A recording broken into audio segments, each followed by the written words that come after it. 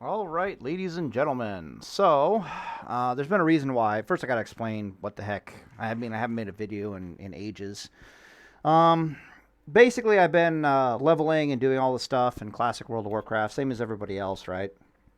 But then when I went to make a video, my mic actually died. So it was like a couple of days later. And we're at the very end of moving. Like literally tomorrow is like everything's going to be out of the house and so forth and so on. Wait a minute. We didn't take the computer chair? Well, whatever. I guess Amy didn't remind me. Now I'm remembering stuff I should have given the movers like 5 minutes ago to move over to the other apartment. But whatever. I'll just move it there myself. Um, yeah.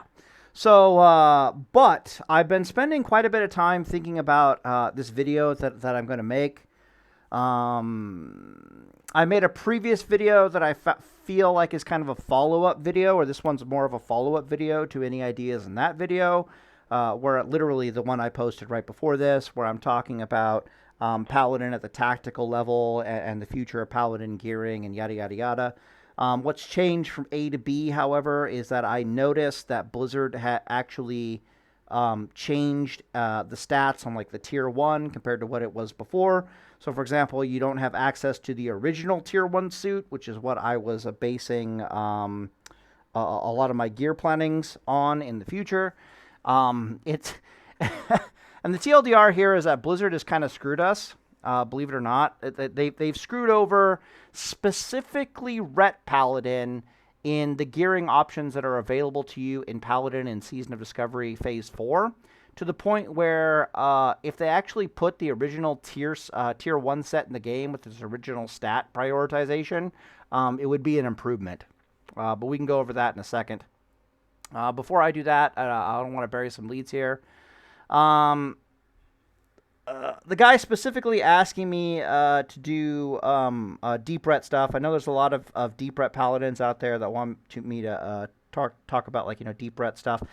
Deep Ret is in a really bad place right now because how do I put this? It's like okay. So there's really only two types of gear. Blizzard basically refused to put intellect on the damn PvP gear. All right, I guess I am going to bury the lead. Damn. Blizzard refused to put intellect on the damn PvP gear, on the Ret PvP gear, and the tier 1 set also has no intellect in sight whatsoever. The only gear that has intellect on it is the plus healing gear. This is atrociously bad gearing for Paladin. I'm gonna go on a rant here. Just bear with me. I wanted literally when I discovered this, like, McConnell brought this up to me, and I went and I couldn't believe it. I went and I looked it up, and I was like, holy crap! Somebody at Blizzard is either having a stroke or is going like full retard on us. What is a retard? Okay, well, there's two types of Deep Ret paladins. There are Deep Ret paladins called Rets. Typically, okay, that's not true. There are Ret paladins, there are Ret heads, and then there are Ret tards. So, for example, a Ret paladin player or a PvPer is going to be someone who doesn't really care what gear they have on their paladin. They're going to put the best possible gear that they can on their paladin. They're Deep Ret paladin. So they want to play Deep Ret, but they don't really care about what gear is BIS on them. They're going to slap on whatever the BIS gear is for a Deep Ret paladin. They're going to go PvP in that. Then you have a Ret heads, and a Ret head is a paladin. McConnell, for example, is a Ret head. S-Fan historically has been a Ret head. What are some other examples of Ret heads? Savix is half Ret head and half Ret tard. What a Ret head is they're a Deep Ret paladin that wants to wear. They want to play Deep Ret, and they want to have a high amount of DPS on their Deep Ret paladin. So if you try to have a conversation with them about how they need to wear plus healing gear, or they need to wear spell power and plus healing, or they need to take Sacred Shield over like Art of War, that's not really going to work for them very well, because they want to be able to jump on people and do a lot of damage. However, you can have a conversation with them at least about how important it is to have a nice, a decent-sized mana bar on the Ret Paladin. And that's the primary difference between a Ret Head and a Ret Tard. A Ret Tard is a Paladin who, for some reason, they want to wear the same gear that a Warrior wears. They don't care about their mana bar whatsoever. They want to play a Deep Ret Paladin as if they're a Warrior that just has freedom. The only Paladin historically that can do that, and it's also the same in Season of Discovery, the only Paladin that can get away with that is a Ret Reckoning Paladin.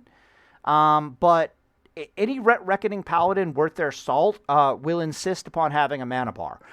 So it's kind of like, that's why they're called Ret Tards, because you just can't make it work.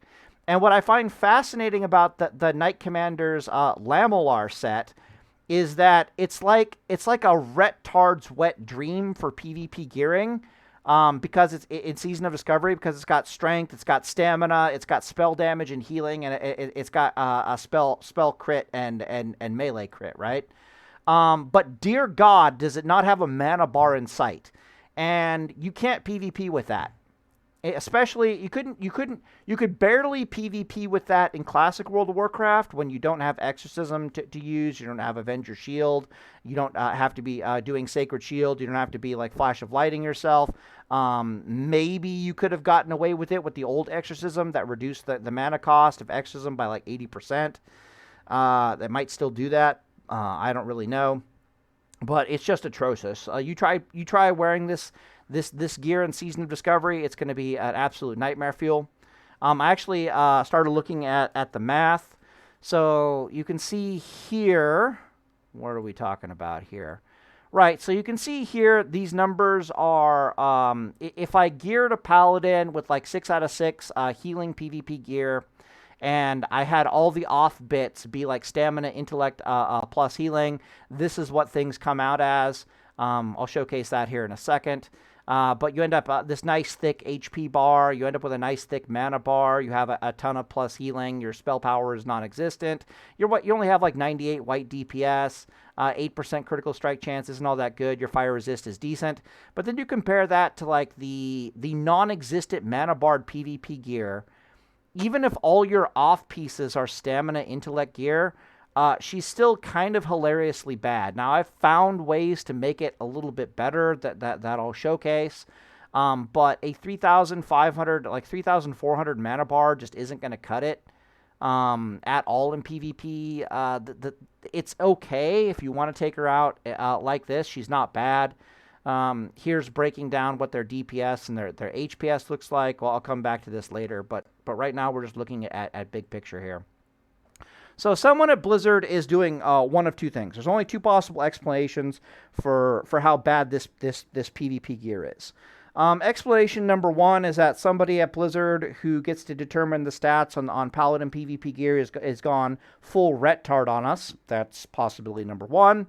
Possibility number two is that they're trolling the shit out of us. And they're basically giving the moron Paladins, the actual retards in the Paladin community, they're giving them the gear that they keep saying that they want and need for PvP. Here you go, moron. Here's the gear you keep telling me that you want. But they've also given us the gear that Palatine is saying that is probably your best gear. Now, here's what our PvP gear should actually look like, okay? So, proper Paladin PvP gear, and you can see this for all rank gear in PvP. The reason why this is an important topic of conversation to have is because Blizzard has chosen to adhere to classic World of Warcraft spell power ratios, and the underlying mechanics that exist in classic WoW. They've chosen to make that that choice. So it becomes important to realize that there's a lot of wisdom that went into the rank gear and the PvP gear in the original classic World of Warcraft. The original rank gear, the stats on the rank gear in classic WoW didn't come out until basically AQ was out. Avengers was not out until AQ was out. The updated PvP rank gear didn't come out until Nax was out. which means that the original WoW game devs literally had like 4 plus years of PvP game experience with their underlying spell power ratios and game mechanics to figure out what was the best PvP gear for classic World of Warcraft, right? So it stands to reason that if we're adhering to the same mathematical formula and all that stuff and yada, yada, yada, if we're adhering to the same fundamentals of classic World of Warcraft in the gearing and in the spell power ratios, yada, yada, yada, that the lessons they learned should also apply. So what were those lessons? All right. They were that PvP gear should have a heavy emphasis on a thick stamina bar, which they got correct in the PvP gearing, right? We can see that they got that 100% correct in the PvP gearing. All the PvP gear has an extreme heavy emphasis on a nice thick stamina bar. However, they screwed up in the off stats specifically. What do I mean by this? Okay, well, you see this 20 strength here? It's 20 strength, 30 stam on this headpiece, basically. Let me move my mic away in case I'm breathing into it heavy. Let me drink a drink of water here. I'm actually very passionate and very frustrated about this. I literally had a night where I couldn't sleep. Because literally when McConnell pointed this out to me, I couldn't sleep the following night because it pissed me off so bad. But we're past the piss off point, and we're just going to talk about this. Oh, other fun facts. I had an interesting and rather amusing interaction with McConnell where I asked him if he knew who the almighty Lolly was, and he was like, I don't know and I don't care.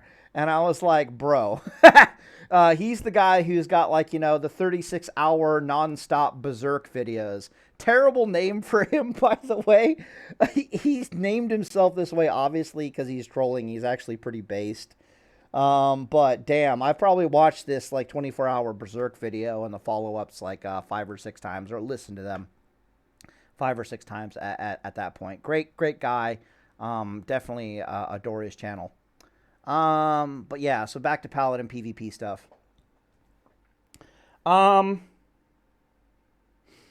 Right, so hybrid classes like shamans, like enhancement shaman, and then literally any paladin spec, they need 3 stats on their gear at a minimum. They need to have strength, they need to have stamina, and they need to have intellect. Your PvP gear should always be very heavily statted towards the stamina and very lightly seasoned with strength and intellect. Drink of water.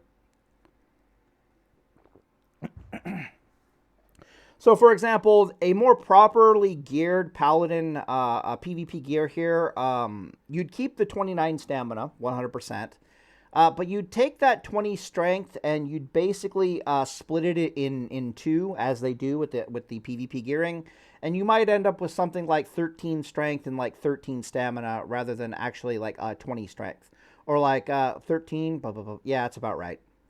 13, 14 strength and like 13, 14 stamina. But you gotta give the class stamina, otherwise, because believe it or not, paladins are incredibly mana and inefficient. Shamans are actually considerably more mana efficient in their abilities, but their enhancement shamans will probably burn through their mana in a matter of seconds anyways. So it's really important for them to have a decently a thick mana bar to go into combat. And the fact that this is strength, stamina, spell power, and like critical strike chance gear with no intellect in sight is an absolute tragedy. For PvP gearing for paladins.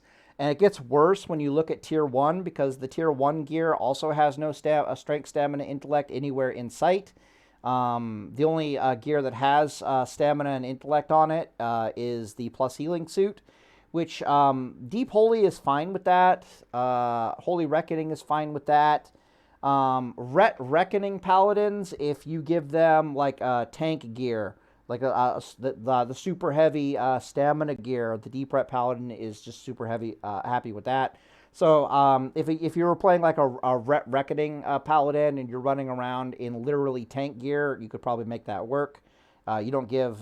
You could also wear the plus healing gear and make that work. Lord knows that's what I'm going to be doing. But no paladin can make strength, stamina with no intellect in sight work worth a damn. Only Deep Ret Paladin can kind of sort of make it work, but even for them, it's absolutely atrocious. And Deep Ret Paladin absolutely cannot use this because there's no intellect on it basically whatsoever. Oh, what else is there to say? It literally pisses me off that this exists. So the other thing that makes me mad here is that this 6 out of 6 PvP ret gear is BIS gear for DPS rating. Until you get your full tier 1 suit, this is BIS gear for taking for PvE, and it's absolutely worthless for PvP. So what that means is that a lot of paladins have access to a decent PvP gear suit in the plus healing, but specifically Deep Ret is just like, what the hell is Deep Ret supposed to wear? So I'm not happy at all with this. Now, interestingly, I looked at what Enhancement Shaman has to work with, and they did the exact same thing to Enhancement Shaman that they did to Deep Ret Paladin. So the Enhancement Shaman's PvP gear, their Ret suit, if we want to call it that, has no stamina intellect on it whatsoever, which I thought was amusing. It's literally strength, stamina, spell damage, and then melee crit for them as well, which is very, very fascinating. So I wonder who the hell thought that was a good idea. But on Shaman, it's not the worst thing in the world because at least they have Shamanistic Rage. So within, like, the first 30 seconds of fighting, they have access to 175% of their mana bar. Within the first 1 minute, 15 seconds of combat, they have access to 150% of their mana bar. Whereas paladins are kind of like, I hope to God I can, hit them in melee and get my mana back, because otherwise I'm totally fucked. Like, what's going on here? Yeah, I don't like it. So as a theory crafting person, it's just terrible and atrocious. Get this the hell away from me. Take this strength and make it 12 strength, 12 stamina, 13 strength, 13 stamina, and the gear is absolutely amazing. Unfortunately, however, okay, so there's another theoretical possibility behind Blizzard and why this gearing is the way that it is. Blizzard might have written themselves into a corner, metaphorically speaking, with game design because of how insanely powerful Holy Shock Paladin is. So, for example, you'll notice that there is no gear that is stamina, intellect, spell power. That gear does not exist in the game for a Holy Shock Paladin right now. And I'm painfully aware that if any gear has stamina, intellect, spell power on it, Holy Shock Paladins might go Super Saiyan. They're already I've been playing it. They're already absolutely terrifying as is with just pure plus healing gear. But so, for example, if you gave the Knight's Lamellar gear with suddenly strength, stamina, intellect with this spell power on it, and you slap that on a Holy Shock Paladin, the Holy Shock Paladin might just be blowing people up left, right, and center. So they might have written themselves into a corner a little bit. But I think this is just a case of, I honestly think Blizzard is just trolling the shit out of the retards. They're literally giving them the gear they say that they want, and they're just going to suffer accordingly. But the rest of us, like 90% of the Paladin player base is like, what the fuck is this shit? I can't work with this. And then you go look at the tier 1 sets, and it's even worse. So, for example, this is Stamina Intellect full tier 1, right? And I can barely get my HP bar up to like 5,800, maybe 5,900 if I switch these other bits to like tanking gear. It's absolutely terrible. But if I switch it out with like the Lamellar gear pieces instead, I guess this isn't Lamellar. This is it Lamellar? They're both Lamellar. Fuck you. Yeah, we're doing it right. Why are they both Lamellar? It pisses me off too. We keep bracers, we keep boots, if I recall. No. Oh, that might be, yeah, is it also boots? Yeah, Lamellar. Switch it out. We don't want the strength, we want the stamina, intellect. It's belts and this that are kept. Okay, cool. Stamina, intellect, yep. Is that strength, stamina, intellect? Wait a minute, that's the, yeah, so this is right gear. This is, so they give you one piece of proper Paladin PvP gear, something that actually has strength, stamina, and intellect on it. What, did somebody have a brain fart? Did they hit the wrong key? You're like, what is this? Whatever, I'll just shut up now.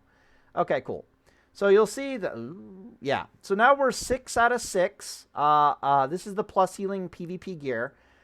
You can see our mana bar is still reasonable at about 4,400. I could definitely work with that. I have 5,250-ish HP. This is not a dwarf. This is a human. You'd have 30 more HP if this was a dwarf.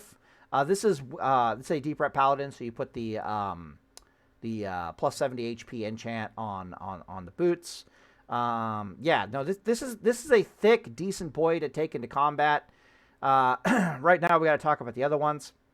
But basically, the tier 1 sets have a lot more damage on them. They have a good bit of fire resist. But dear God, do they not have enough stamina, and they definitely don't have any intellect in sight. Like, none of the Lawbringer stuff has any intellect. I'm sure you've noticed by now. Jesus Christ. The Crown, no intellect whatsoever. Yeah, this is the tanking gear. No intellect whatsoever. No, this is the... What is this? Okay, this is the DPS suit. No intellect whatsoever. This is the tanking suit. No intellect whatsoever. The only you take this as a Reckoning Paladin, you're going to be pretty happy because she is super thick on the stamina. But again, no intellect whatsoever. And then, of course, the stamina intellect one has no strength on it, but at least it has a stamina intellect on it. But your HP is just super, super low compared to the rank gear. You just can't make anything work without the rank gear. All right, so your options basically are, I'm taking a drink here. This isn't half bad.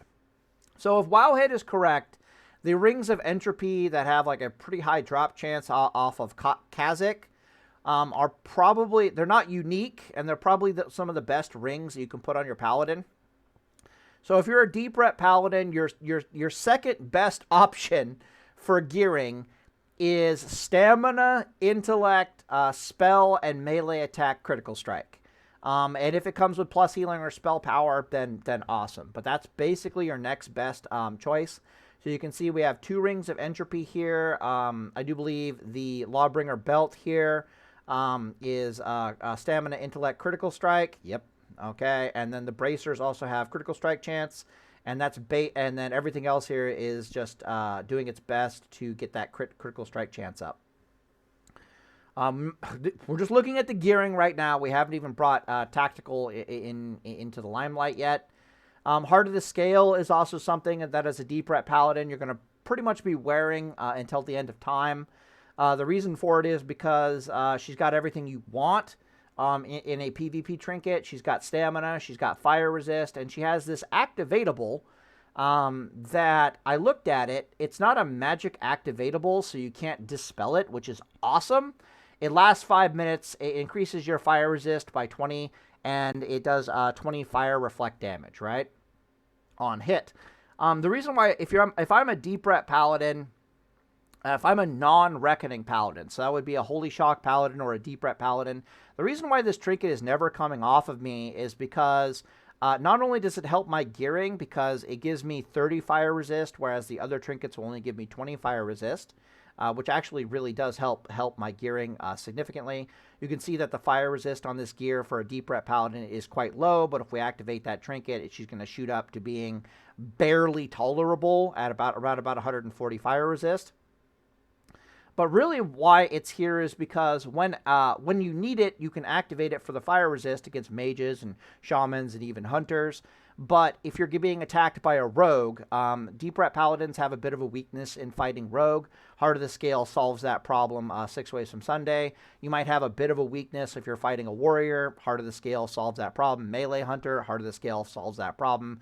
An enhancement shaman, you'll have a weakness against them as a Deep Ret Paladin. Heart of the Scale, amazing under those circumstances, right? There's a reason why this trinket is not coming off you if you're a Deep Ret Paladin or a Holy Shock Paladin. If you're a Reckoning Paladin, you're just going to look at people and say, bring it, bitch, and just hack them to fucking pieces. So you don't really care about Heart of the Scale all that much. You can definitely put a different trinket here, but you might as well also just put Heart of the Scale on. I'm in love with Heart of the Scale once I figured out it couldn't be purged or dispelled off of me. I'm just like, holy shit, give me that. That's absolutely amazing. Other things that will make Deep Ret Paladin work are the weapon. So if you can get your hands on specifically a Hand of Rag, right? If you can get Hand of Rag, suddenly you can make the Deep Ret Paladin dream actually work in Phase 4. The reason for this is because Hand of Rag will solve your fire resist problem, just like at the snap of the fingers. She also goes a very, very long way to solving potentially your DPS problem, which we'll talk about. There's so much to talk about. I'm sorry. Just give me a sec here, okay? So you might be wondering why the hell I'm putting you in this, in the plus healing suit as a Deep Ret Paladin as opposed to the,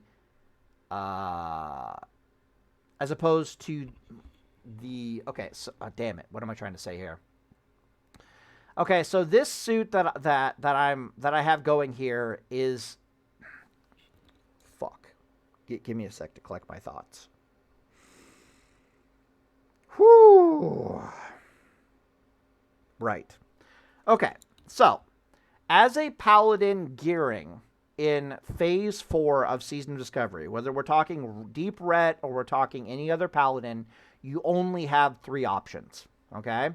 Option 1 is that you wear the plus healing PvP suit 6 out of 6, and then you have plus healing off bits. That's option 1. Option 2 is that you wear the Ret PvP gear with plus healing or stamina intellect off bits. Off bits, of course, being your neck, your back, your rings, and then your bracers and your belt. Damn it, I'm burping over here. Like, it's kind of like a half burp, half hiccup, if you wonder why I stutter like that sometimes. Sometimes I just talk so fast that it just happens. Okay. Drink water. Cool. So that's option 2. Option 3 is that you wear the plus healing gear, and then you try to have Ret pieces as the off pieces, which is kind of, this thing is kind of in the middle ground. So the collar is, for example, a Ret piece. The cape is a Ret piece. The Lawbringers are not the Ret Lawbringers. They are the healing Lawbringers, mostly to get the 2-set bonus to try to help with the mana issue. But you can see that at 4,400 mana, we're not going to really have a mana issue. So these could be easily swapped out for the Ret pieces. Let me just do that really fast. Scroll down here. Lawbringer, Bracers, Ret. No. We want the one that's telling us, not the block value. Law. We want the one that is telling us that we grant Crusader. Let's just swap that out really fast here, just to see what's going on. Crusader, Strength, Stamina, block value, fuck off. Stamina, Intellect, nope. Okay, so it should be this one. The Girdle. Yeah, so you could switch it out like that. You can see our mana dropped to 4K, not ideal. We lost a 70% proc chance, also not ideal. But now I have an extra like 200 spell power when I put Crusader on the target, or when I judge Wisdom on the target, right? Maybe you go that route. The Rings of Entropy are just here because they're absolutely amazing. You get your hands on a Stamina Intellect piece that's giving you critical strike chance and plus healing or spell power. You're going to slap that on as an off piece. Those are also your ideal off pieces if they could be found for the neck, the back, and the bracers and or girdle. I didn't look super hard, but I couldn't find one for the neck. I could kind of find one for the back, but at that point you're really struggling. It's like, how the hell do you get those pieces? You took them from a mage and like Molten Core, like what's going on here? So I eventually came to the conclusion of the following. So let's say you have your Deep Ret PvP dreams, okay? If you are healing in raid, that means you're going to have, your off bits are going to be this Stamina, Intellect, spell power, healing stuff, right? Because you can easily get that if you're raiding. If you're raiding as a Ret Paladin, then you're going to be getting the Ret off pieces. Maybe you can pick up the Rings of Entropy, but you'll have the Ret off pieces. And so, again, you have 3 options. One is full plus healing gear all the way down.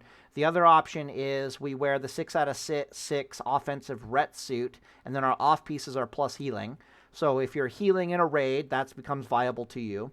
And then the third and final option is that you wear the 6-piece plus healing gear, and then your off bits are ret gear. So if you're retting in raid, that's the strategy that you'll probably go with, because you can't get healer off pieces, but you can get ret off pieces, and so that's basically what you're going to do. All of this kind of looks very similar to one another. So you can see that we have the stats for this bad boy right here. And when I pull up the stats over here, it's the other two options, basically. So this is the plus healing option, of course. And this is the...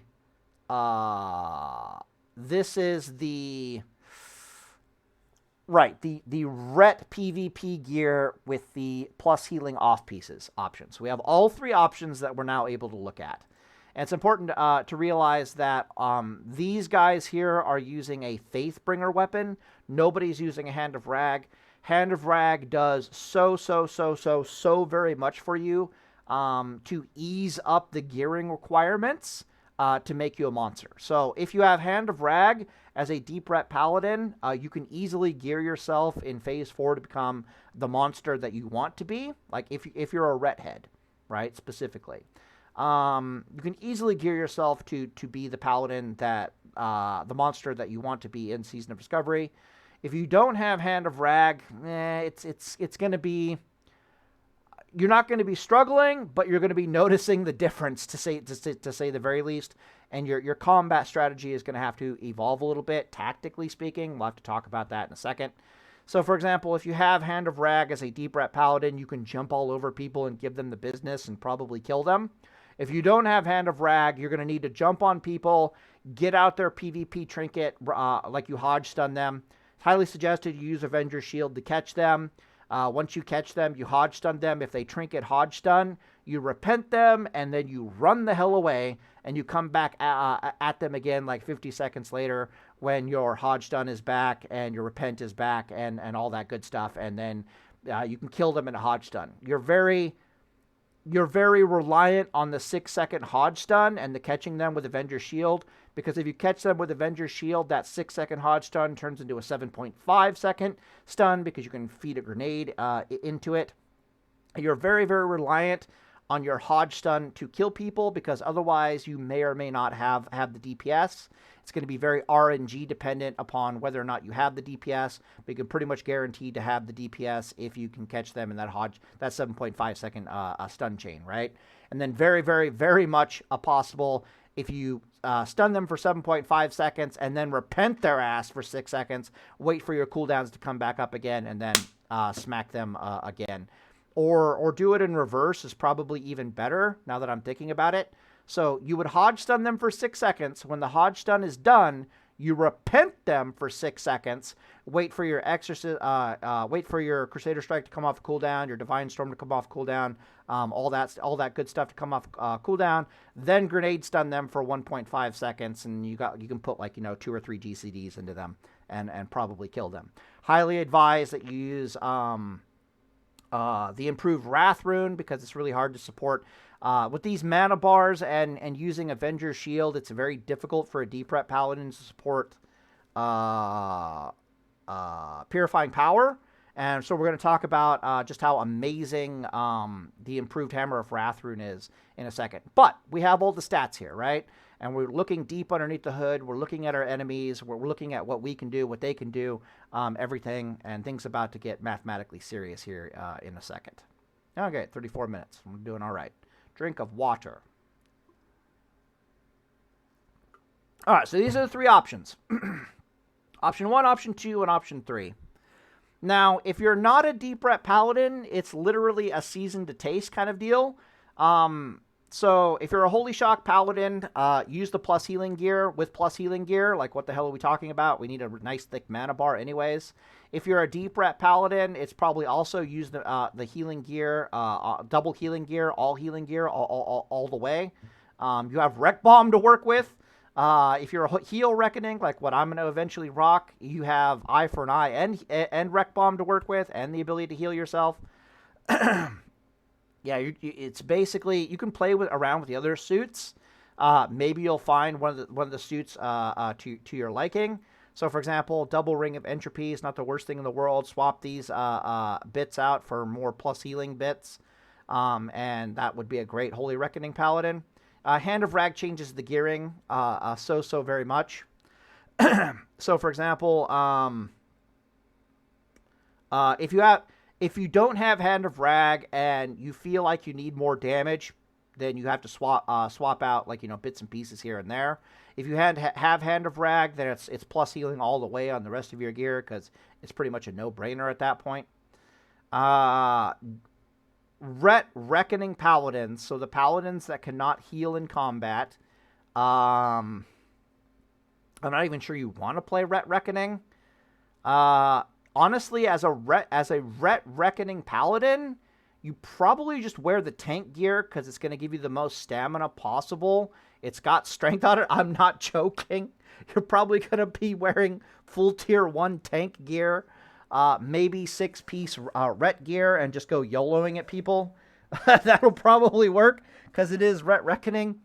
But Deep Ret is the elephant in the room because they're the ones that are really struggling for gearing right now. And in the course of talking about Deep Ret at length and what is good or bad about them, you inevitably cover the same ground as to why you want the plus healing gear on the other Paladins. So we'll just go over that really fast here. All right. We are recording, yes? People can hear me, yes? Okay, cool. All right, so let's talk about some of the numbers that we got going here. So you can see that this thing has 12% crit, and it's got about 15 increase in white damage, right? Between the two builds. That's the real big kicker between the two. There's also a significant increase in spell power, obviously. I literally have the changes down here, right, in more direct form. So option 1 has a 36% increase in the mana bar, which is a really, really big deal. It's got 150 increase in plus healing, which is also a really big deal. It also has like 20 more fire resist. And then the other one, of course, has a almost 110 more spell power, a 15 increase in white DPS. That's kind of important because at a very rough estimate, Season of Discovery doubles whatever increase in DPS you give it, if that makes any sense. So if your white damage goes up by 10 DPS, it's a very rough estimate that you gained 20 DPS in totality from that, if that makes any sense. 1% increase in critical strike chance is a 2% increase in DPS. Very, very rough estimates. I could get more accurate numbers, but I've gotten accurate numbers before, and it's within a 10% plus or minus accuracy. And an increase of 4% crit. Now, if we stop and we compare it to this other proposal over here, you can see that the white damage on the third option that's with Hand of Rag. We don't want to do that. Let's go do Faith. Yep, let's do a Faith Bringer. Yep, that's a Faith Bringer. Okay, cool.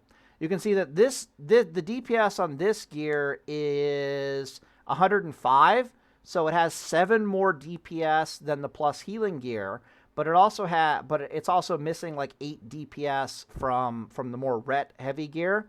But its mana bar is noticeably thicker, right? It's got like 500 more mana to play with, easily 500 more mana to play with. And if I switch this out with the more plus healing stuff, which I originally had on, which I do believe is better. It's a season to taste thing very quickly, you know what I mean? Stamina intellect, yes please. And then stamina intellect, yes please. Yippers. Yes sir, okay, we got it. So you can see that our intellect went up even more. So now we have a decently thick mana bar to play with here. What else do we got going on? Right, let's look at the white damage. Yeah, so now we've only gone up 3 DPS, right? So we're missing 12 DPS compared to the Ret gear. But notice the melee crit. The melee crit is at 12% base, right? So at least we have the 12% crit to work with on this build compared to the other one, the plus healing gear, which only has an 8% critical strike chance to work with as a Deep Ret Paladin. So these are your three options, right? They all have roughly the same amount of HP. One has 4,700 mana. The other one of them has 3,500-ish mana to work with. And then this thing has 4,400 mana to work with. It's missing a considerable amount of white DPS, but at least it has the 12% critical strike chance. She's kind of the middle ground between these two extremes that we're going to talk about right here. But you can adjust accordingly, right? Yeah. Okay, so what else is there to talk about?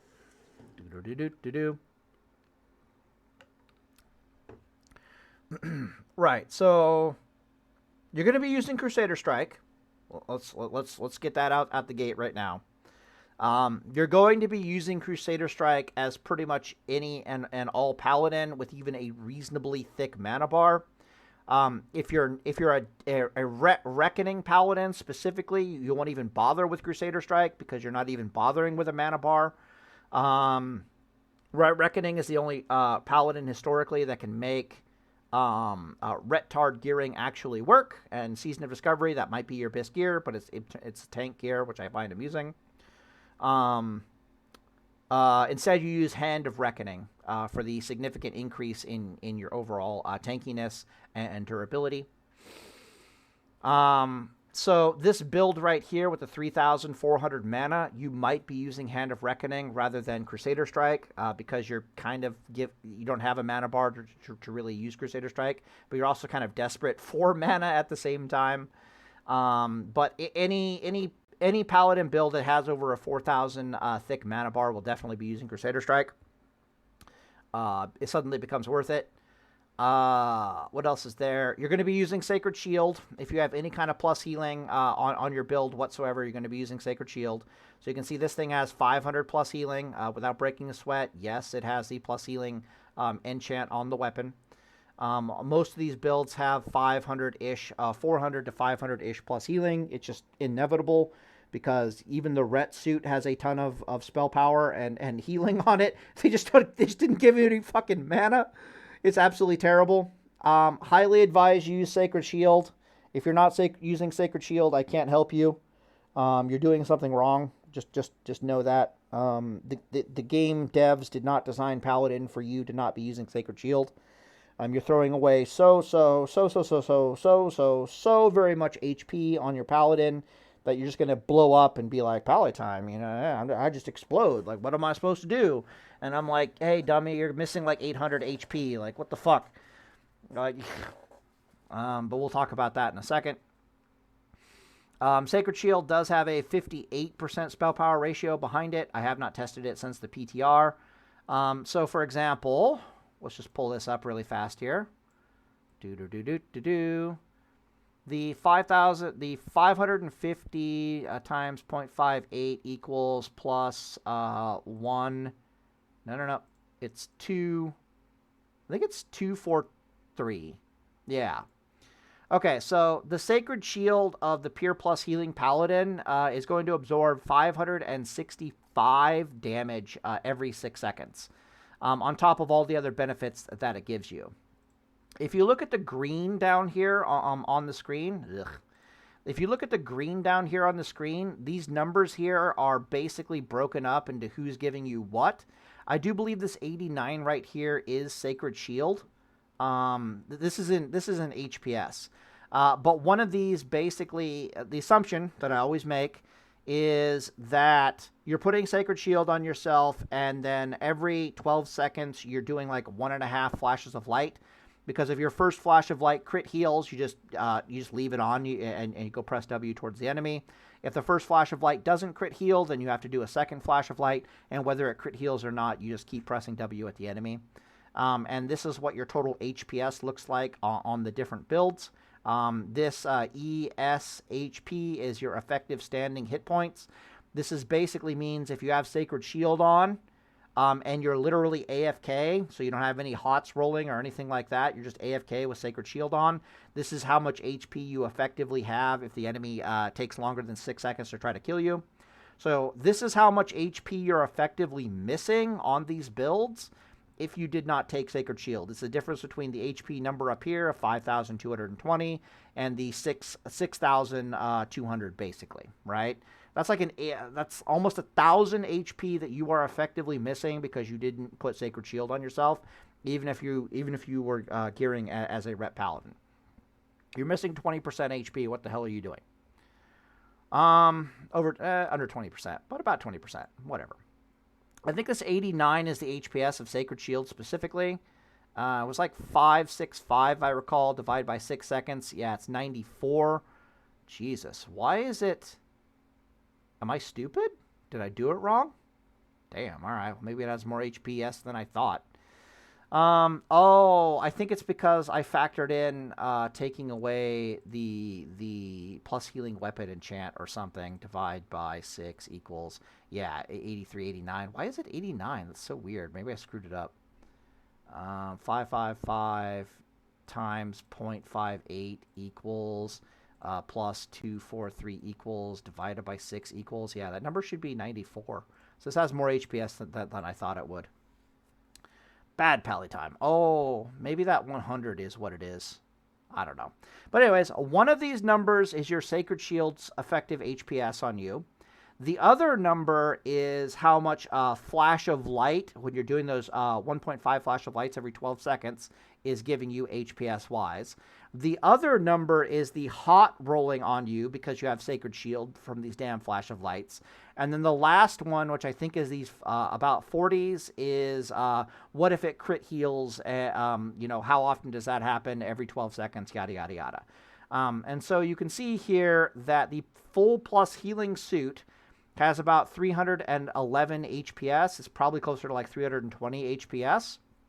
And the Ret suit, by comparison, has only 180 HPS. But that's still a shit ton of HPS that Sacred Shield is giving you. You can see, but you can also see at what the costs are, right? So because you have a thicker Sacred Shield, you have more effective standing HP.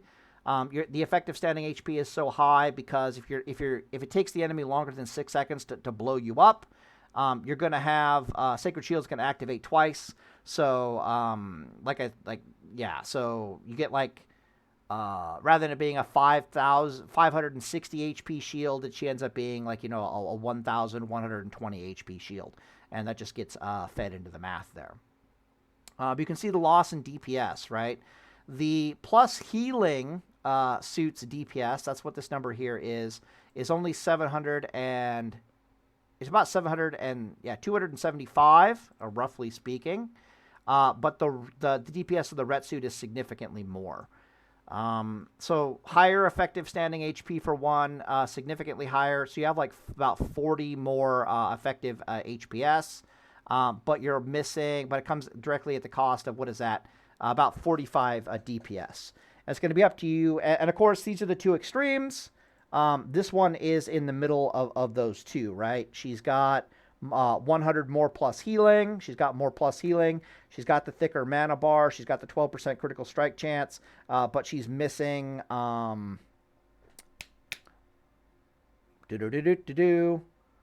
Rather than one doing 98 DPS, this thing does 101 DPS, but the DPS variant of the build did 115 DPS. So she's missing 12 DPS, and you can see that, right?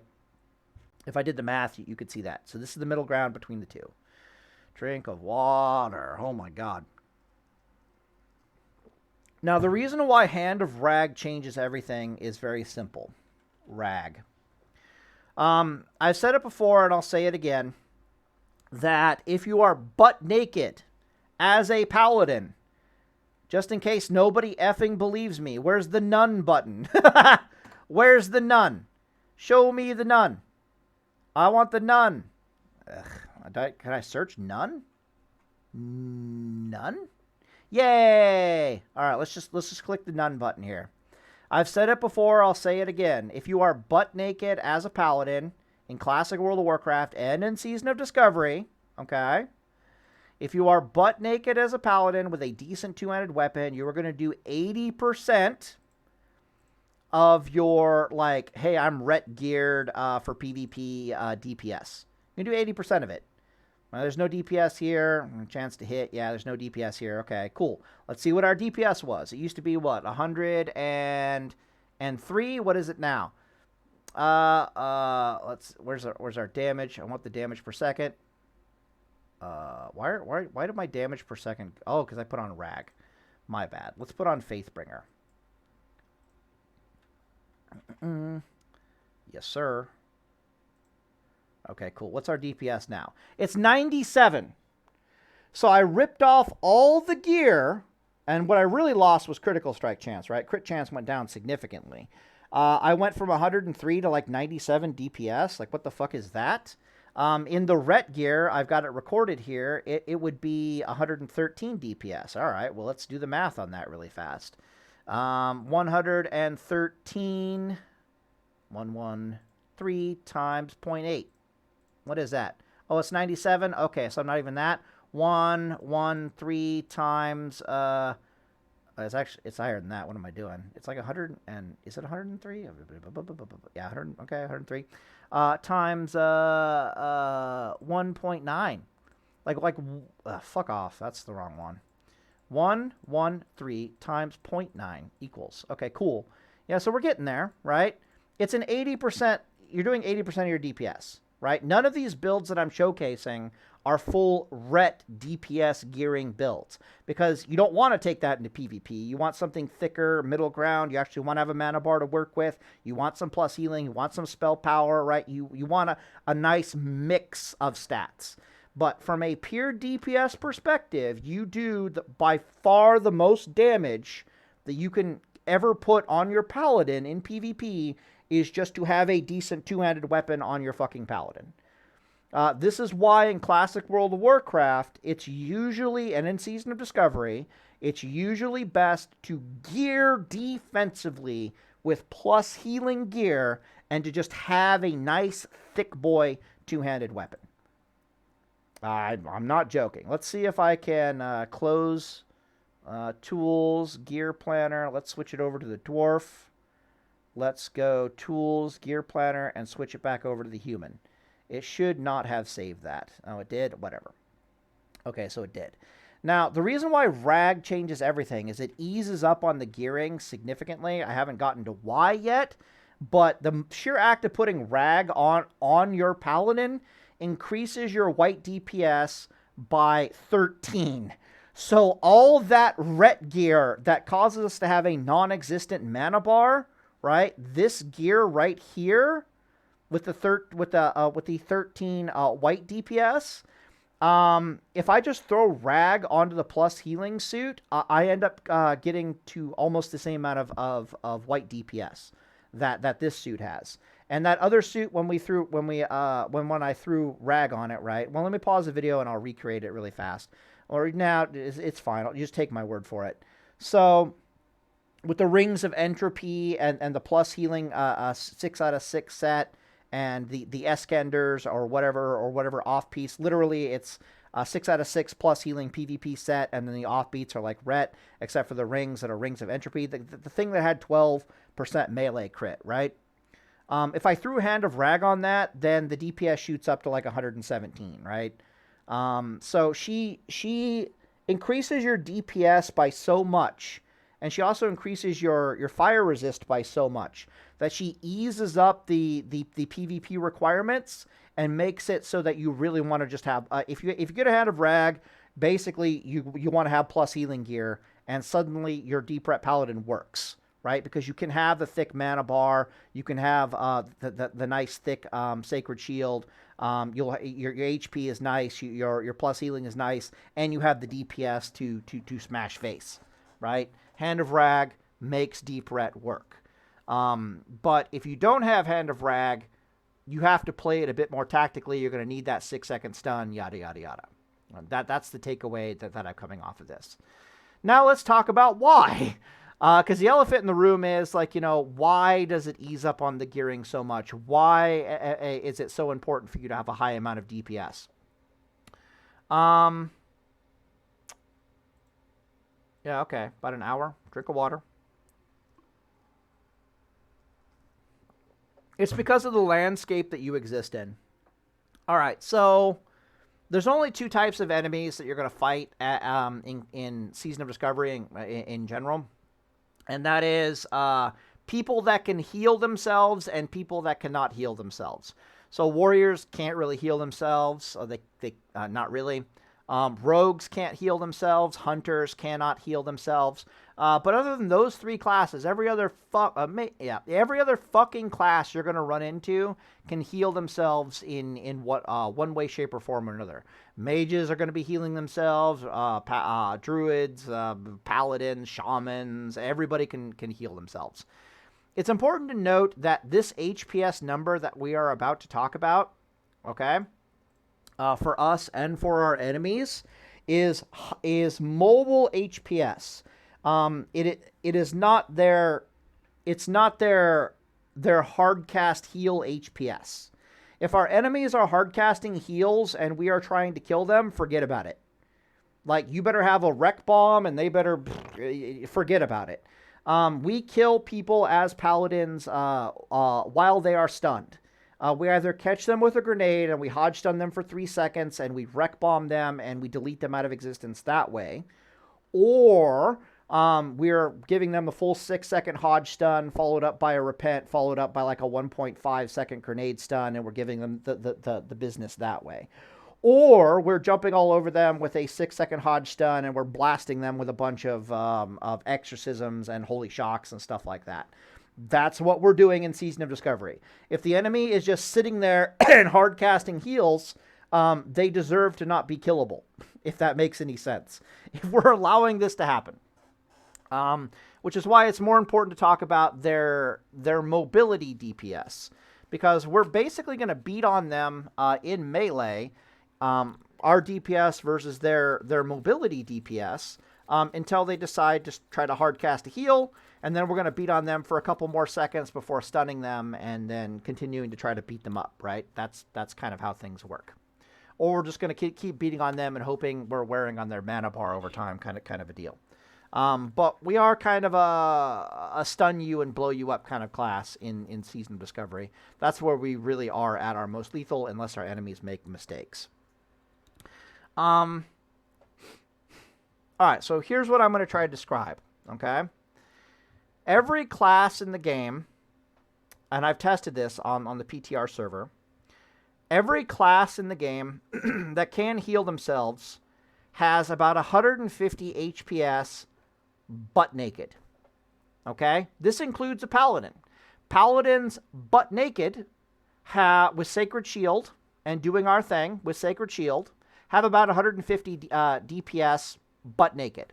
Holy Shock is terrifying and probably Super Saiyan and alarming because Holy Shock healing increases your HPS by like 100 if you use it on yourself, which is disturbing. But moving on.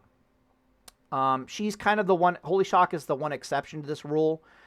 Pretty much every other heal capable class that you run into, butt naked, no plus healing, no spell damage and healing whatsoever, has about 150 HPS. You're never going to run into those classes, but I wanted to mention that, right? If those classes then gear themselves offensively, so we're talking spell damage and healing, their HPS will shoot up to about 200, to about 220, somewhere around there, okay? About 200 HPS. This is important. Let me write this down because we're going to get into this. Okay, so our enemy is going to have. Let's make it nice and big so that the retards in the back can see, aka me. I'd be one of the retards in the back. Trust me.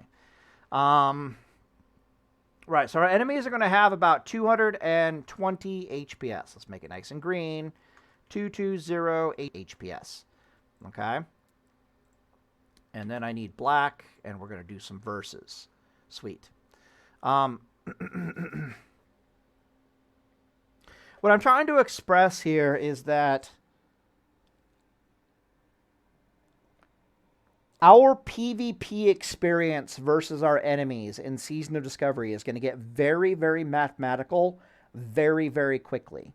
And I can actually explain, we can actually look at what life is going to look like mathematically under the hood ahead of time. So this is pure theory craft, but I guarantee you it's going to play out exactly as I'm effectively theory crafting, okay? So, for example, if you're going up against a spell power, healing, whatever, and they're going to have about a 220 HPS rolling on them at all times, and there's not a goddamn thing you can do about it. So, for example, with priests, this is going to be like their bubble shield plus their hots. For a shaman, this is going to be like Riptide, which also has a hot effect on it. They get to Riptide themselves every 6 seconds, but then the hot effect of it lasts lasts for 12 seconds. And they also have they should be taking Earth Shield as well, which effectively counts as a hot. There's no way around the fact that they have about 200-ish HPS on them. Druids, exact same thing plays out with them. They have a couple of hots that work like Riptide. There's nothing we can do. If we're trying to burst them in a bomb, it's not like we can wait for them to fall off. You get the idea. They're always going to have these instant cast, 6-second cooldown heals, which put hots on them. It's literally like a Sacred Shield. Everybody got Sacred Shield, basically. The only exception to this is mages. Mages kind of have to hardcast heal themselves, which is nice because they have to stop and do it. But when they heal themselves to full. I'm sure you've noticed that. All right, warlocks also can't HPS. Well, warlocks have their own HPS mechanics. Drink of water. Okay. So what I'm about to try to explain is probably best explained in a purely hypothetical. Let's say our enemies have 5,000 HP. They won't, but let's say they do. Okay? Our enemies won't have 5,000 HP. They will have... shamans will have between 4,000 and 4,500 HP. Just about any offensive spellcaster will have, like druids, they'll have about 4,000 HP. Our enemies won't have 5,000 HP. They'll have like 4,000 HP. So you're going to have a hell of a lot easier time killing them than you should have. But a properly geared shaman or so forth should not be neglecting their HP bar anywhere near as much as they will end up neglecting their HP bar. But they should have, let's just roll with 5,000, okay? Because that's eventually what they're going to get. So we need to chew through 5,000 hit points of our enemy. And what we have to work with is our front-loaded burst damage in conjunction with whatever stuns we have available, in conjunction with our back-loaded burst damage. Our back-loaded burst damage would be if we took the Wrath rune rather than Purifying Power. So that's every paladin that is not Holy Shock is going to be taking the Wrath rune as opposed to Purifying Power. So when our enemy drops down to 20% life, we can delete that 20% life out of existence in rapid succession. So our enemies are basically just down 20% life.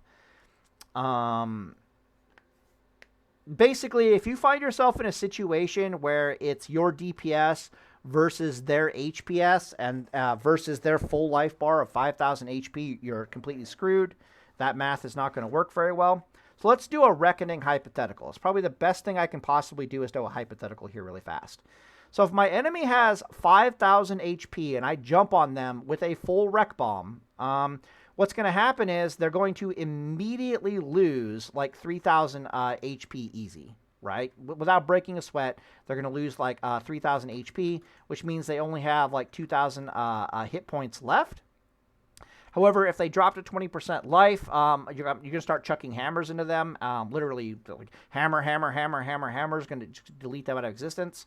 So your Wrath rune is also going to reduce them by like another 1,000 hit points, which means that they've only got about 1,000 hit points left.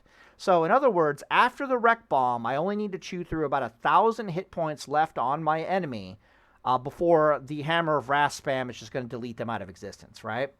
That's where the HPS versus DPS equation comes into account, which is why the DPS really matters. So, for example, if I was a Reckoning, like a Holy Reckoning Paladin, and I was in, like, heavy plus healing gear, which means I'd only have about 275-ish DPS. My enemy might have, like, 200-ish HPS rolling. We'll assume this is 200 rather than 220. 220 is a little bit extreme, believe it or not. You could see that I have to chew through 1,000 hit points at only like 75 DPS a second. So I can very easily be like, well, fuck, how long is that going to take me to do? Assuming I don't have like an extra Crusader Strike or something I can throw into the equation. Yeah, so it'd be like 1,000 divided by 75. So I need 13 seconds worth of time to beat on this guy to overcome his raw HPS, to overcome this 1,000 hit point bar, so I can start spamming hammers into him until he dies. That's kind of a tall order. So, like, maybe you're hoping the Wreck Bomb will do a little bit better. Maybe you're hoping for some crits or some weapon procs. If you're a heal Reckoning, which is what I'm going to do, like, eye for an eye can make up that difference. This is too long, if that makes any sense. 13 seconds, you might be able to make it work. You might not be able to make it work. With a Hodge Stun, maybe you can make it work. If you have Rebuke and a Hodge Stun, maybe you can make it work. Reckoning Paladins can't really use Avenger's Shield all that well, so you're definitely going to catch the enemy with a grenade. So you might actually use Rebuke instead. Maybe you can make this work with Rebuke. But generally speaking, this 13 seconds is incredibly painful, right? Now let's Hand of Rag it. So literally Hand of Rag is going to be like plus 26 DPS. Yeah. So now you're like, what is that? Like, it's going to be like 300 DPS. That's literally what Hand of Rag does. Why? Because Hand of Rag increases our DPS by 13, our base white DPS by 13, which in Season of Discovery we already talked about basically doubles effectively. So it's more like a 26 increase in DPS. Oh, look, my 274 DPS is now 300 DPS. Let's do the math on that. So now I got to dig through this 1,000 HP at a 100 HP, a 100 DPS difference. Now I only need 10 seconds. 10 seconds with Rebuke, so I can tell them to shut the hell up with their hardcast spells. Much more manageable. So suddenly Hand of Rag makes this Paladin significantly scarier, right? And you can see this Paladin over here has 320 DPS. If you gave this Paladin over here Hand of Rag, it would also go up another 26 DPS. When I talk about things like in the previous video I talked about like EVE Online rules and how small increases in DPS will actually greatly affect your PvP performance. This is basically what I'm talking about here. So that was a Reckoning Paladin's lifestyle versus a 5,000 HP target. Let's talk about Deep Ret, right? So Deep Ret has some advantages. She can use Avenger Shield. She doesn't have to use Holy Shock, and Deep Ret can use Avenger Shield. The Reckoning Paladins basically have to go Rebuke and rely on catching their targets because they can't swap over their two-handed weapon to a one-hander very well. Unless one-handed Reckoning starts becoming a thing, I'll definitely look into it. But usually she's not. Drink of water. So as a Ret Paladin, what happens is you Avenger Shield your target, you jump on top of them. We're going to, let's assume for the sake of argument that you have a Hodge Stun, okay? Assume for the sake of argument that you Hodge Stun them, because like I said before, you Avenger Shield them, you jump on top of them, you Hodge Stun them for 6 seconds. If they Trinket the Hodge Stun, you repent them, you run away, you come back again like 50 seconds later. If it's a BG, PvP trinkets just aren't really all that available, so that's another thing. One great thing about a Deep Ret Paladin is while you're mounted, you're the fastest fucking thing there is in the game. So in open world PvP, it's very easy for you to hover around the enemy, keeping track of them until your Hodge Stun is off cooldown again, until your Repent is available again. So we're gonna look at the ideal execution of a Deep Ret Paladin trying to kill somebody. So you'll jump on them and you'll hodge stun them. You'll jump, well, that's not true. You'll jump on them and you'll start giving them the business. You'll just start raw DPSing to them. So like, you know, Crusader Strikes. Literally, it'll be Avenger's Shield, swap over to like a two-hander, exorcism them while you're closing the distance. When you get on top of them, you're like seal twisting, you're Crusader Striking, you're Divine Storming. You're getting all your abilities on cooldown. At some point during all that nonsense, the enemy will go, oh shit, and probably have to stop and heal themselves. This is another, that's another thing I forgot to mention. Side note, the reason why we talk about mobility HPS, the reason why we talk about, how do I put this? All Paladin DPS is technically mobile DPS. Our enemies have a ton, have way more DPS than we do, okay? So shamans have way more DPS than we do. Hunters have way more DPS than we do. Warlocks have every other class in the game does way more DPS than a paladin does. But it's mostly turreted DPS. So, for example, if a shaman, like, you know, roots themselves in place and starts hard casting spells into their target, their DPS is going to spike to, like, you know, 800 DPS temporarily. But they can only maintain that 800 DPS on their target for a few seconds before the paladin is physically on top of them or before the target, like, you know, ran away in a straight line. So it's very temporary DPS, if that makes any sense. And it's not, we don't... If you're physically on top of somebody and they're still turreting DPS into you, you're actually extremely happy as a paladin. The worst thing the enemy can do when a paladin is physically on top of them, like the thing we do not want to see as a paladin when we're physically on top of our enemy, is for them to be like, okay, now it's time for me to hardcast heals. Like that's the thing we do not want to see them do. If I'm watching a shaman still turreting DPS into me while I'm a Crusader Striking them and Divine Storming them and all that stuff, if he's still casting Chain Lightnings and Lava Bursts into me and I have enough durability and HP to take that to the face, he's actually killing himself, right? Because you have eye for an eye and all that good stuff going. He hasn't stopped to heal himself and any of that nonsense. The best course of action for your enemy to do is, shit, there's a paladin on top of me, I'm going to start hard casting heals. That's the correct course of action. The incorrect course of action for them is to keep turreting into you, and they're hoping that they get lucky on crits and blow you up. If it looks like they're going to get lucky on crits and blow you up, you like hit the Whipperroot Tuber, you hit the healing potion, or you just hit bubble, kind of a deal. Back when we had Malleable Protector, you could hit Malleable Protector, but you're going to be durable enough, especially if you're wearing a bunch of plus healing gear, that it's not even going to be a problem. You want them pumping DPS into you because you have eye for an eye, right? So we have to assume that our enemies are playing intelligently, and the first course of action that they're doing, the first thing they're doing when they have a paladin physically on top of them is casting a healing spell. So don't come at me with, what if they keep casting Lava Bursts and Chain Lightnings into me? The answer is tell them to shut the hell up before you die, or to bubble, or to Whipperroot Tuber and Healing Potion. Basically, here's the thing. If you catch them with Avenger's Shield, you're putting Exorcism into them while you're closing the distance. The moment you're getting on top of them, you're Seal Twisting, you're Crusader Striking, you're Divine Storming, you're getting all of your abilities on cooldown. The only thing that's going to stop you from getting all your abilities on cooldown is your need to hodge stun this motherfucker to tell him to shut up for whatever reason. If you need to hodge stun him because he's about to blow you up with a lava burst, that's what you do. If you hodge stun him because he's about to hard cast a heal into himself, that's also what you do, right? But at some point, you're going to have to stun him for 6 seconds. But with the auto attacks and the Crusader Strikes and the Divine Storms and getting all that stuff on cooldown and the Exorcism, he's going to lose about 2,000 HP. Guaranteed. We could even lowball it and say he's going to lose like 1,500. But I'm telling you right now, it's going to be closer to 2K.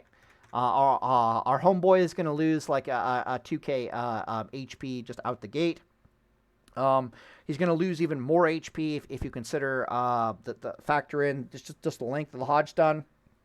But we'll assume that we traded the hodge stun of 6 seconds for doing about 2,000 hit points worth of damage on our enemy. Okay, so that's the first thing that happens. This is essentially you putting all your front load DPS into the target. After the Hodge stun wears off, you continue DPSing into your target until, once again, they force you to repent them, right? So you're waiting for an additional auto attack. You're judging damage into them. Your exorcism's probably not on cooldown, probably still on cooldown, blah, blah, blah, blah, blah. But if you see that lava burst coming, or that chain healing starting up, or you see the grenade starting to come, or they start hard casting a heal, you're like, fine, whatever, and you just repent them. I pressed the P button with repent, didn't I? Okay, cool. So anyways, while you've repented them, you put a nice big divine light heal into yourself, only one of them, and then you wait for, then you're just waiting out the 6 seconds of repent for your Hodge stun, for your Crusader Strike and everything else to come off cooldown. If you want to be a tryhard like Drakova, or just a decent Ret Paladin, I suppose, not me. You'll never see me do this because I just suck. Literally, you put a divine light into yourself, and then you immediately start doing a runecloth bandage, because the runecloth bandage will continue to heal yourself, but it will not stop your auto attack timer. And then, of course, after those 6 seconds are up, you start giving them the business. Your stuff is off cooldown again. Exorcism is back up. Crusader Strike is back up. Divine Storm is likely very close to being back up. Once you've used those GCDs, auto attack, seal twisting, all that stuff, you put even more damage into your target. You still have grenade available to you to tell them to shut the hell up on their healing. If you really want to go try hard, you could have been trying to tell them to shut the hell up using Seal of Justice twisting rather than damage twisting. Unclear which is going to be better, the Seal of Justice twisting or the other damage twisting. Really doesn't matter if you're using Typhoon or the slow two-handed weapons. Usually when the damage is being front-loaded, like instant attacks, like, you have all your stuff in cooldowns, you want the nice thick weapon. If you're going for raw DPS, you want to switch to a Typhoon. If you have both those weapons, it's ideal. But, I mean, if you just have Rag, I mean, Jesus Christ. But, yeah, repent them and give them the business. They're still going to have trouble hard casting heals into themselves. They're going to lose, like, another, like, 1,000, literally, like, 1,500 HP before they can finally get a heal off into themselves, theoretically. But you still have Grenade. And you still have Seal of Justice twisting. And it's just like, fuck. Like, what are they supposed to do? You can tell they can't hardcast any heals. They can't try to blow you up because if you have eye for an eye, that's not going to work out too well. You'll notice we haven't even factored in any eye for an eye stuff. Like, what was this theoretical spellcaster doing while you were closing the distance on him? When he got Avenger's Shield, did he just turret into place and decide to Kamehameha into you? Because that's going to cause some eye for an eye reflect damage. So we haven't even factored eye for an eye. This fucker is probably completely dead already if we factor in eye for an eye. Yeah. So how much HP does he have left? He has 1,500 HP left. Now, keep in mind, most spellcasters, they don't have 5,000 HP. They have between 4,000 and 4,500 HP, depending upon how intelligently they've geared. If they're the kind of caster that can potentially do serious burst damage on you, they're only going to have 4,000 HP. This guy has 500 HP left. Congratulations, you're already wrathing him, and he's going to die horribly. But if they're the better geared or more intelligently geared, so more HP thick on their gearing, which means they have less overall spell power, we still have to chew through another 500 HP, 500 hit points worth of enemy before we can start chucking wraths into them, and it's game over. I guarantee you that your 1.5 second, we're trying to hold that 1.5 second worth of grenade stun, specifically to chuck wraths into our enemy, but it's really there to tell our opponent no hard cast healing for you. Because we're okay with dealing with this stupid HPS, but we're not really okay trying to deal with hard cast healings are a big no-no. Right? What else am I trying to say here? Eye for an eye easily pushes us over the edge. Hand of Rag easily pushes us over the edge. Getting even remotely lucky on critical strike chances pushes us over the edge. What else pushes us over the edge? Crusader Strike pushes us over the edge.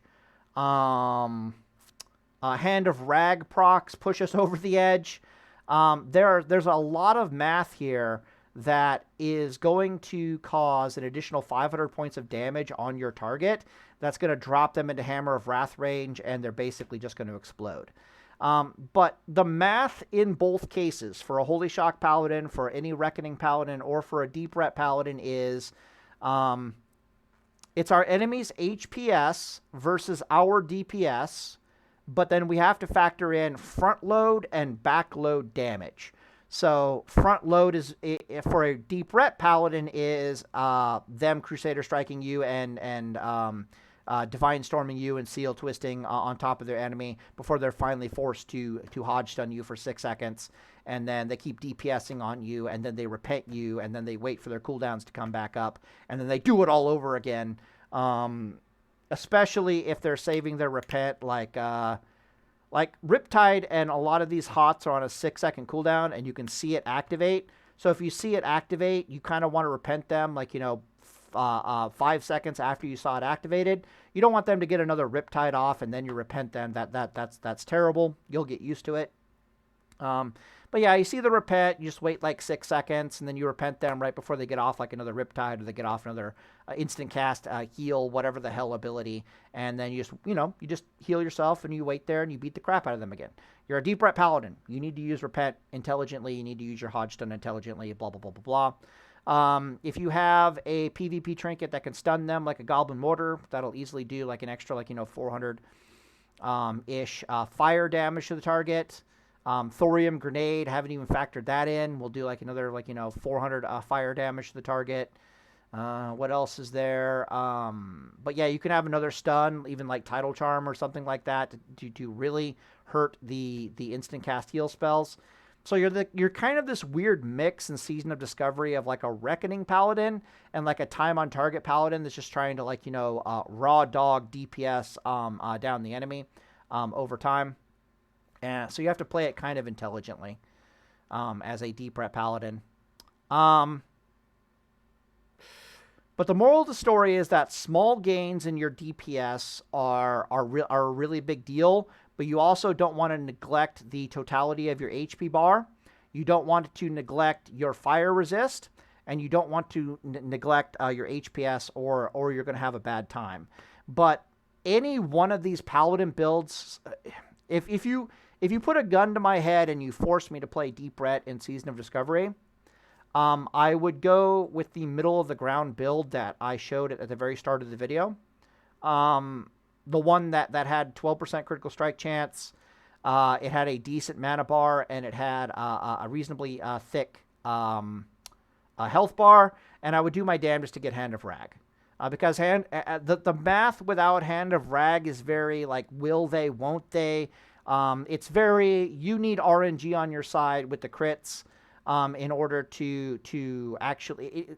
basically, when you jump on someone, there's a 50-50 chance that your DPS will be high enough to actually give them the business, because all this math here is just mathematically average. So if you roll above average, then you're going to have a good time jumping on people. If you roll below average, you're not going to have a very good time jumping on people as a Deep Retribution Paladin. All this math here does not include Blessing of Might. Okay, keep that in mind. All this math here does not include Blessing of Kings. Keep that in mind. All this math here does not include... these HPS numbers are assuming that you're using Blessing of Light, specifically. So Blessing of Kings will definitely help. Blessing of Might will definitely help. What else is there to say? Gearing. Right. But the moment you get yourself a Hand of Rag, is the moment that the middle ground gearing and the plus healing gearing just becomes super viable as a Deep Ret Paladin, because suddenly you have the mana bar to work with, which is really nice. The DPS is there to really make it work for you. And then worst case scenario, if you're true, let's say you're a Ret head, The attack power gear with the plus healing off bits are not the worst thing in the world, especially if you get your hands on a Hand of Rag. Because if you get your hands on a Hand of Rag, the next thing you know, you're not doing 320 white DPS, you're doing 346 white DPS. We've already seen what that does to the kill times down here. It greatly improves them all of a sudden. If for some reason you had improved Blessing of Might on yourself, you can add another like 28 DPS to that, which is absolutely disgusting. At that point, you don't even care that you only have a 3,500 mana bar. You're just going to jump on people, and as long as you have a Hodge Stun to work with, you're just going to do terrible, awful, no good things to them. But it is important to realize that you kind of need Hodge Stun in order to work. Without Hodge Stun, the Deep Ret Paladin is going to suffer. Maybe, if you do this, like, you know, super heavy damage build, and you get your hands on a Hand of Rag, and you put a Blessing of Might on yourself, so at this point, your HPS per second is probably dropped to something stupid, like 240 HPS per second. Maybe you can get away with Avenger shielding them, Hodge stunning them. They trinket the Hodge stun, and you're just like, fuck it, I'm just going to continue DPSing them anyways. But I guarantee you what you're going to need is you're going to need Critical Strike to be there for you. So generally speaking, your best course of action is to Avenger shield them, run up on them, Hodge stun them, watch them trinket it, repent them, and just run away and come back in a second. If you're not doing that, I feel like you're trying to force a square peg through a round hole. If you're not using Sacred Shield, you are really trying to force a square peg through a round hole, because you can see the standing effective HP pools here are just not there. So you probably had this experience. If you try to use Art of War, you're going to find yourself getting blown up left, right, and center and be like, oh my god, I'm exploding. The moment you put Sacred Shield on yourself and you have any kind of plus healing on your Paladin whatsoever, you're going to be like, holy shit, I'm not dying. This is fucking awesome. Anyways, I'm in a video here, and Deus Vult. I tried to find ways of like, these numbers down here are the mana regenerations between the two. So if both of them have Crusader Strike, like, you know, what is the mana regeneration difference? You know, blah, blah, blah, blah, blah. This 4,700 mana bar has a 60 MPS. If you have Judgment of Wisdom on the target, it has 60 MPS. That is with a, I think that's with a 3.8 speed weapon. I haven't talked about like Typhoon, right? So it's possible to make Typhoon work with this low mana bar, specifically if you have the 70% proc chance on Judgment of light on the target. But at that, I just couldn't make it work. I don't like that idea because I can't stop my enemy from hard casting heals. And that's really, you cannot afford to let your enemy hard cast heals. If your enemy is getting hard cast heals off on themselves, you need to run in the other direction.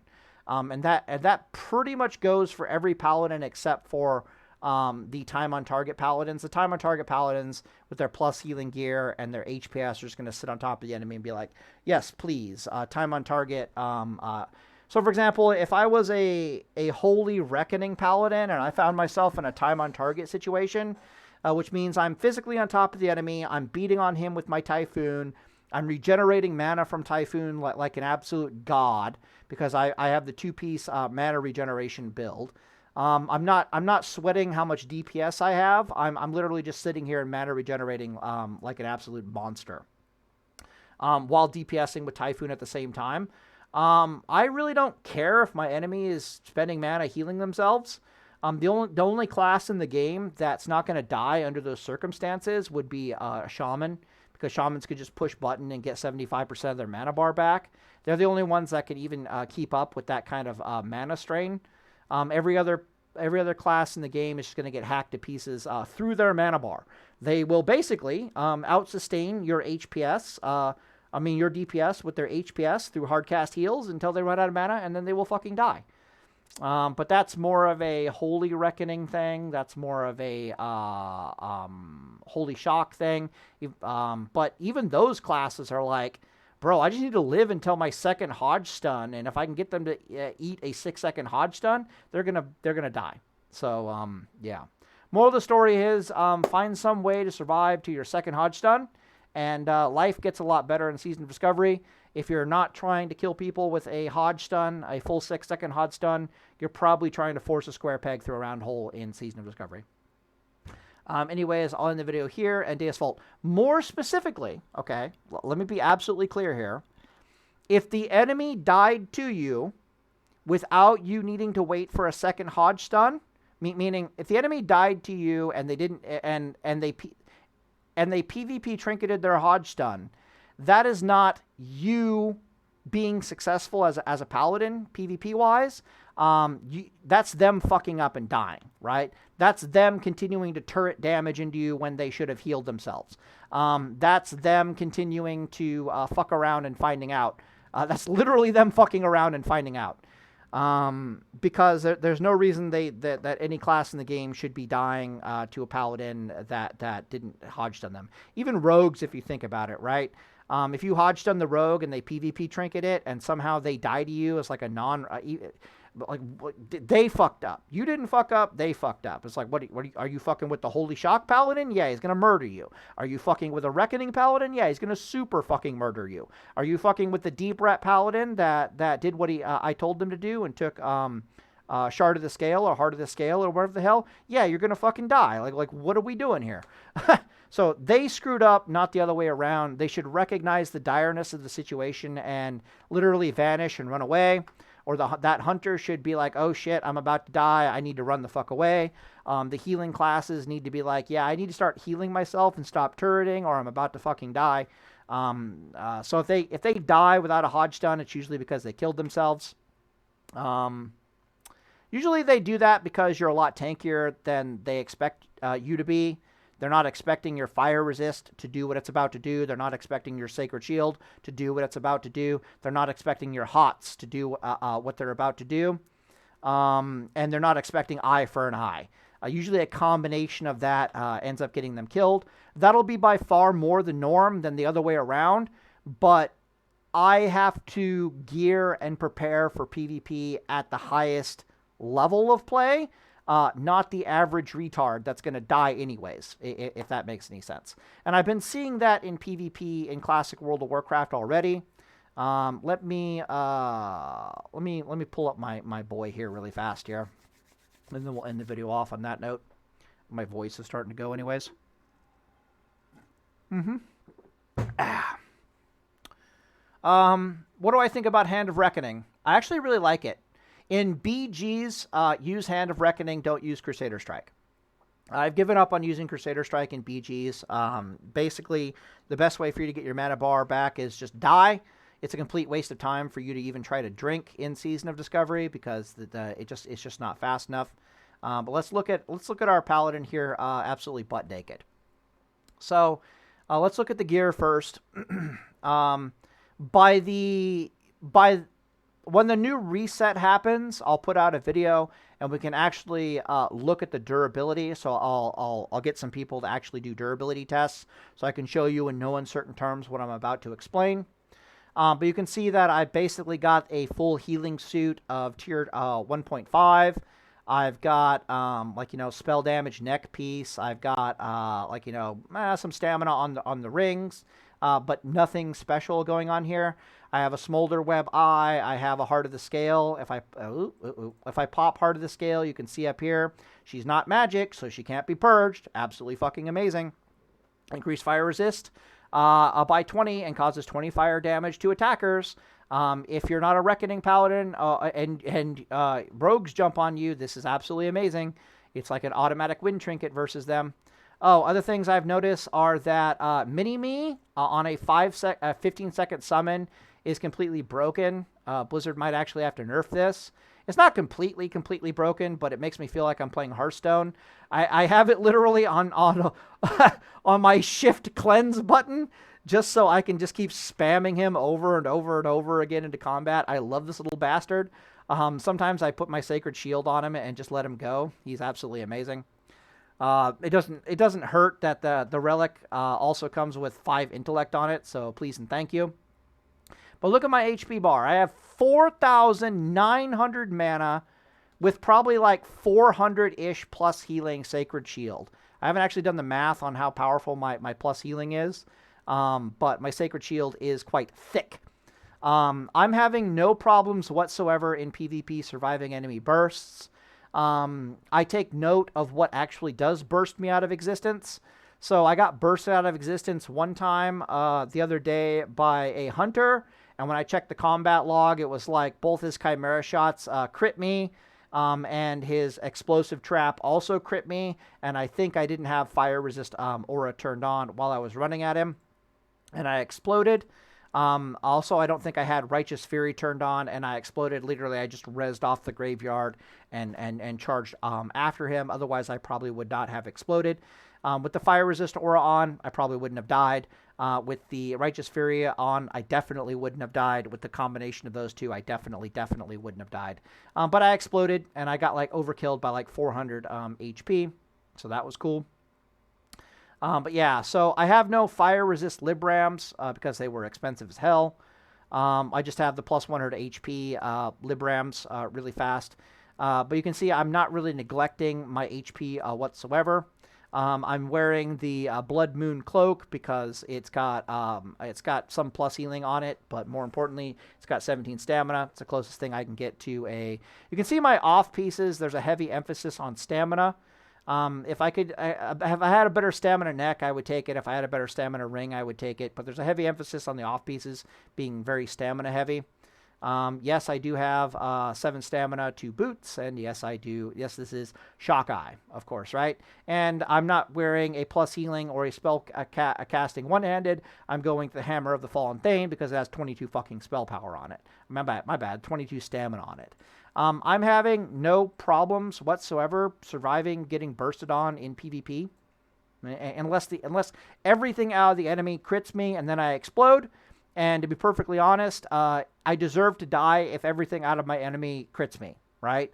If I was playing a game and everything that comes out of my enemy my way crits me and I don't die, I would say that's bad game design. So when I get crit by 2 Chimera shots and 1 explosive trap and I'm missing, like, gear that I could have on my Paladin, I should have, like, proper PvP geared. I would have a much thicker fire resist bar. So right now it's only like 118. That's with this up. Obviously I didn't have that up when I was running at. I don't even think I had the fire resist aura on. But yeah, it's like 100. That's not so good.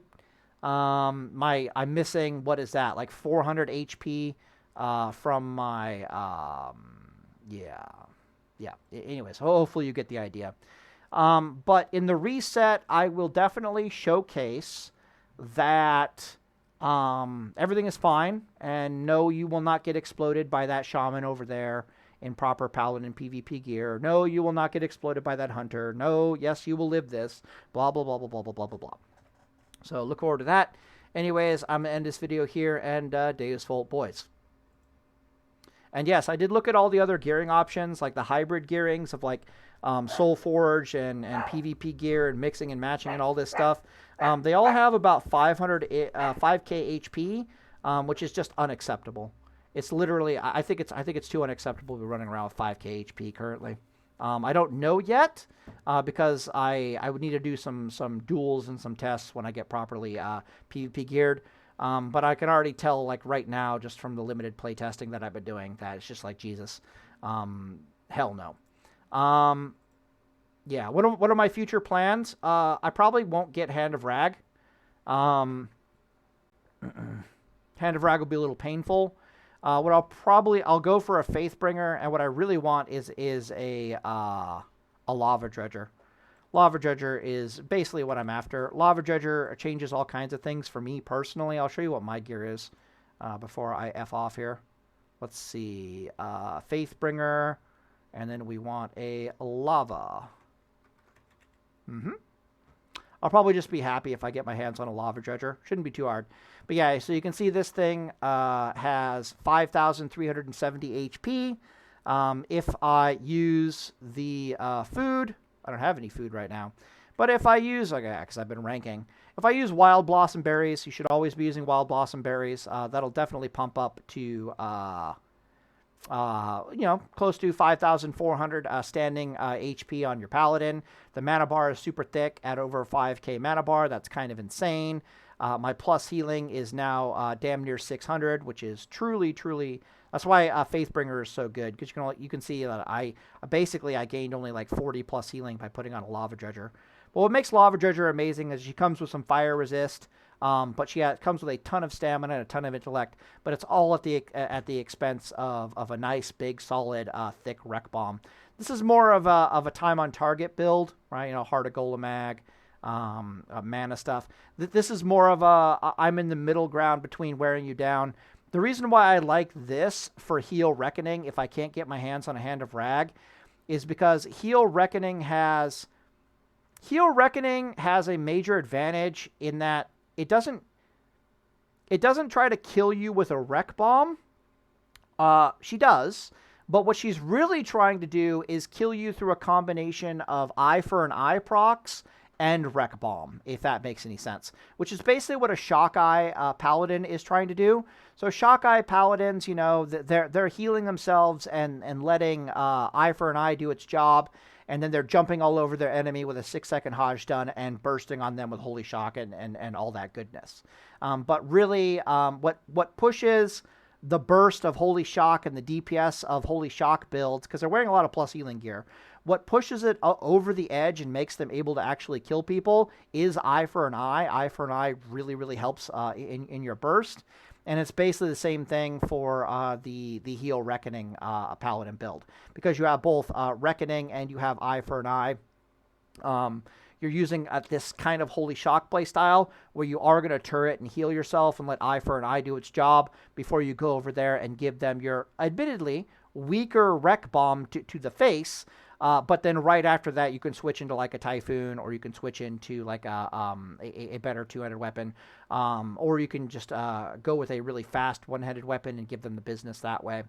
But you're just trying to kill them through a combination of Eye for an Eye, chip damage, Wreck Bomb, the 6-second Hodge stun.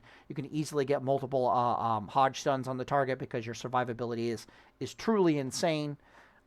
This build is amazing for both Holy Shock Paladins and for Heal Reckoning Paladins and for Reckoning Paladins. But Reckoning actually wants to gear more like the Deep Ret Paladins because they're actually going to need that increase in DPS, if that makes any sense. So Reckoning really wants to get its hands on a Hand of Rag, whereas because she doesn't have access to Eye for an Eye, so when she's forced to stop and heal herself, she's like, well, this sucks. Whereas the Heal Reckoning Paladin and the Holy Reckoning Paladins are like, they're perfectly happy taking spell blasts to the face while healing themselves. Perfectly happy. Anyways, this video is already long as hell, and the video here, and Day Assault, boys.